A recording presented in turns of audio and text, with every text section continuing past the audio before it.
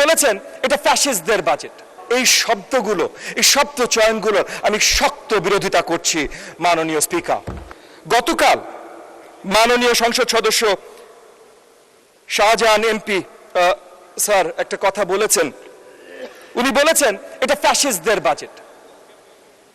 17 বছর ফ্যাসিস্টদের বিরুদ্ধে আমরা যারা যুদ্ধ করেছি, যারা এত ত্যাগ তিতিক্ষার পর একটা প্রথম বাজেট উত্থাপন করেছি পার্লামেন্টে, এখানে ফ্যাসিস্টের বাজেট, এই শব্দগুলো, এই শব্দ চয়নগুলো আমি শক্ত বিরোধিতা করছি মাননীয় স্পিকার।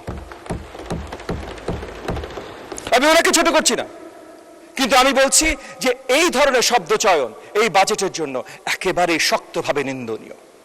এবং একই সাথে 2024 জুলাই আন্দোলন এটা কারোর এক পক্ষের না, সকলের। আমরা সকলে মিলেছিলাম। আমার মনে আছে 4 জুলাই 2024 মাননীয় ফাইন্যান্স মিনিস্টার ছিলেন, আমরা ছিলাম, মাননীয় সংসদ নেতা ছিলেন। আমরা একটা মিটিং এ বসেছিলাম যে এই যে কোটা বিরোধী আন্দোলন শুরু হয়েছে এটা আমরা সাপোর্ট করছি কিনা, এবং মাননীয় সংসদ নেতা সেদিন বলেছিলেন যে যা কিছু প্রয়োজন সব ধরনের সহযোগিতা, সব জায়গায় রাজপথে আমরা থাকব, শুধু আমরা দলের নাম ব্যবহার করব না, যেন সরকার পক্ষ একটা সুযোগ না পায় যে এটা দলীয়করণ হয়েছে এবং সেই জায়গায় দমিয়ে দিতে।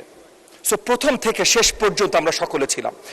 Presenting Walton Crystal Series. Switch to premium. Switch to Crystal.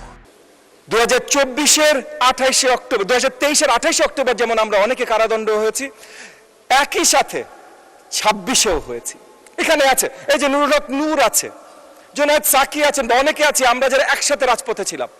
এখানে বাংলাদেশ জাতীয়তাবাদী দলের যারা নেতৃবৃন্দ আছেন তারা সবাই সবার জায়গা থেকে রাজপথে ছিল।